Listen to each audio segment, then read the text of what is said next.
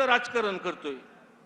यामध्ये जसं आपण बघतो की पिवळा, निळा, हिरवा जे काही आपण रंग सगळ्या जातीने वाटून घेतलेले आहेत, आज ते सर्व रंग या मोर्चाच्या ह्यातून दिसतात आणि फक्त एकच विषय सगळ्यांच्या समोर आहे की संतोष अण्णा देशमुख या कुटुंबाला न्याय देण्यासाठी आपण शेवटच्या श्वासापर्यंत आपण सर्वजण लढणार आहेत।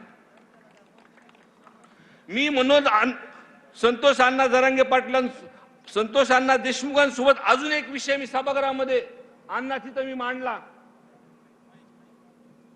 की रामकृष्ण बांगर हे वंजारी समाजाचं आहे आणि त्या कुटुंबावरती एका महिन्यामध्ये 307 आणि एक अॅट्रॉसिटी झाली आणि आई वडील आणि मुलासोबत। अण्णा, आम्ही प्रामुख्याने आम्ही तुमच्याकडे बघतो, तुम्ही सरकारमध्ये असल्यामुळे, तुम्ही सीएम साहेबाच्या किंवा सरकारमध्ये जवळ असल्यामुळे आम्ही तुम्हाला म्हणतो की निर्णय घेताना अण्णा एकामेकावर तुम्ही अण्णा आम्ही कळकळून माग राहू तुमच्या, पण एकामेकावर निर्णय घेताना टाकू नका। ह्याच्यामुळे हसले आणि त्याच्यामुळे वाचले। आम्ही पहिल्या दिवशीपासून आमची मागणी तीच आहे, अजून सुद्धा वाल्मिक कराडला मोक्यात घेतलं नाही। आमची पहिल्यापासून मागणी आहे की जो मास्टर माइंड आहे, जे मोबाईलचे सीडीआर आहेत, ते सीडीआर तपासून कोण कोण त्याच्यामध्ये वाल्मिक अण्णा कराड आहेत किंवा त्यांच्या वरिष्ठांनी सुद्धा तिथे तपास थांबवण्यासाठी फोन जर केला असेल, ही महत्वाची गोष्ट मी तुम्हाला सांगतो।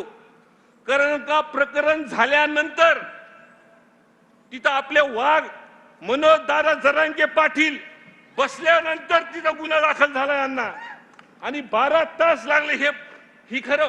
आणि त्या काळामध्ये प्रशासनाला त्या पोलीस स्टेशनमध्ये किंवा त्यावेळेसचे एसपी डीवायएसपी कुणाला कुणी वरच्यांनी जर फोन केले आहे त्याचे सीडीआर तपासा।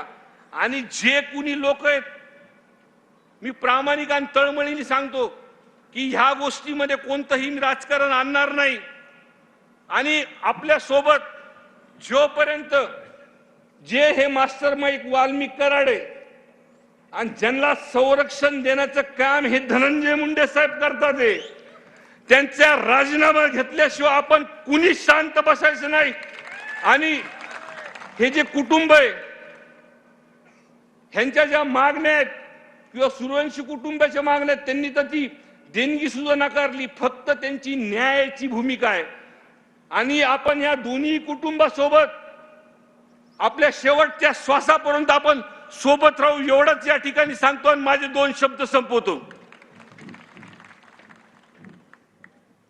यानंतर आदरणीय तर आपण पाहिलं, वाल्मिक कराडला अजूनही मोक्कामध्ये घेतलं नसल्याचं संदीप क्षीरसागर यांनी यावेळी म्हटलेलं आहे। या सभेमध्ये बोलताना त्यांनी हे विधान केलेलं आहे। वाल्मिक कराडला अजून मोक्कामध्ये घेतलेलं नाहीये, त्याला मोक्का अजून लावलेला नाहीये असं संदीप क्षीरसागर बोलताना म्हणालेले आहेत। तर बीड प्रकरणातील 8 आरोपींना आतापर्यंत मोक्का लावण्यात आलेला आहे, मात्र यामध्ये वाल्मिक कराडला अजून सुद्धा मोक्का लावलेला नाहीये। त्यामुळे संदीप क्षीरसागर यांनी त्याला मोक्का लावण्याची मागणी केली आहे। तर आपण पाहतोय आज धाराशिवमध्ये हा जनाक्रोश मोर्चा आहे। त्या कुटुंबाला आणि